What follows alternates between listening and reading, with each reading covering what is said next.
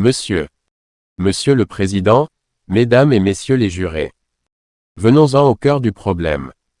Jésus-Christ a fait une déclaration claire et directe pour corriger l'erreur de ses disciples, qui pensaient qu'il était revenu d'entre les morts.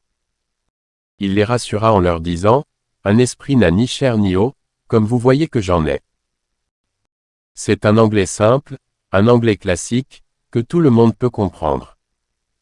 Nul besoin d'un dictionnaire ni d'un avocat pour saisir ce que cela implique.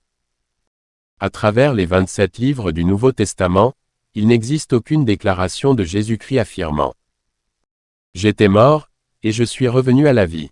Et pourtant, les chrétiens répètent sans cesse le mot résurrection, comme si cette simple répétition suffisait à en prouver la véracité.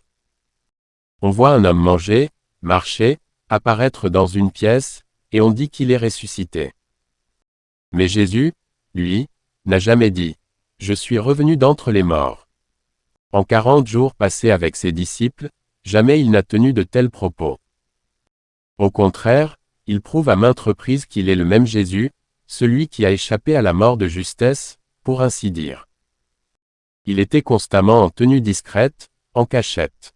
Il ne s'est jamais montré ouvertement aux Juifs. Il leur avait pourtant donné un signe. Aucun autre signe ne leur sera donné, si ce n'est le signe de Jonas.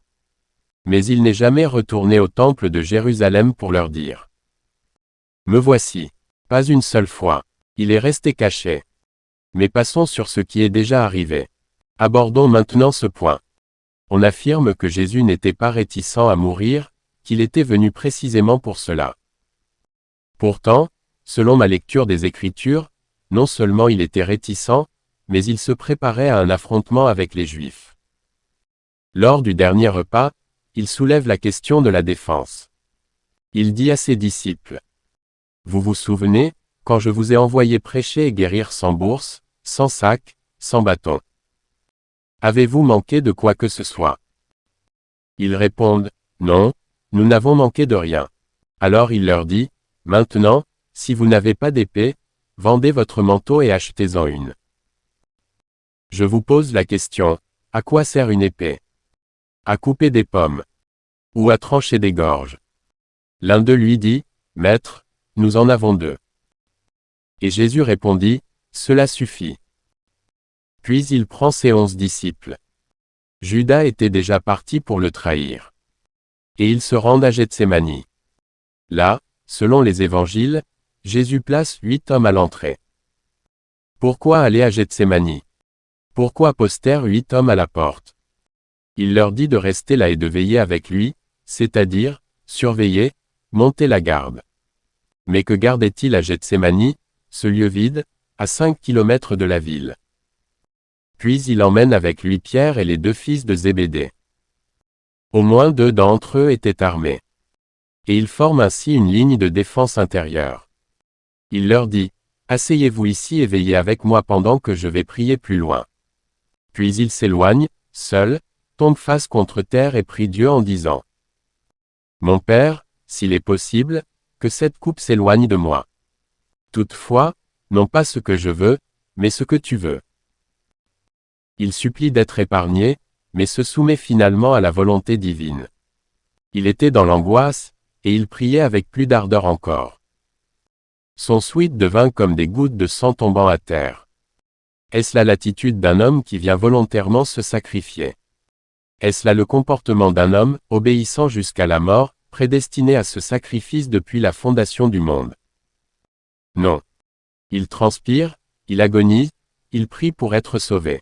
Et l'Évangile nous dit que Dieu lui envoie un ange pour le fortifier. Mais fortifié dans quoi? Sinon dans la croyance que Dieu allait le sauver. Et à partir de là, tout ce qui suit montre que Dieu a mis en place un plan de sauvetage. Regardez. Il avait prophétisé qu'il serait comme Jonas. Or Jésus ne fut pas comme Jonas. Jonas était vivant. Jésus, dit-on, était mort. Pilate lui-même s'étonna lorsqu'on lui annonça la mort de Jésus, car il savait qu'un crucifié ne meurt pas en seulement 3 heures. La crucifixion était conçue pour être une mort lente, prolongée. Ce n'était pas une exécution rapide comme une fusillade ou une pendaison. C'était une punition lente, calculée. Et la Bible précise, aucun de ces os ne fut brisé. Accomplissant ainsi une prophétie. Mais briser ou non les os d'un mort n'a aucune importance. Cela n'a de signification que si la personne est vivante. Pendant 2000 ans, nous avons été soumis à un conditionnement. Et Paul a bâti tout l'édifice du christianisme sur un seul pilier. La mort et la résurrection du Christ. Il le dit lui-même, dans 1 Corinthiens 15, 14, « Si Christ n'est pas ressuscité, alors notre prédication est vaine, et votre foi aussi est vaine. Vous n'avez plus rien. » Ainsi, comme un homme qui se noie s'accroche à des brins de paille, le chrétien cherche désespérément à prouver que Jésus a bel et bien été tué, pour que l'humanité puisse obtenir le salut. Mais moi, je vous dis, Monsieur le Président, Mesdames et Messieurs les jurés, relisez ce livre. Étudiez les témoignages, mot pour mot. Analysez les prophéties. Observez le comportement de Jésus. Et vous verrez qu'il existe une preuve concluante que le Christ n'a pas été crucifié. Je vous remercie.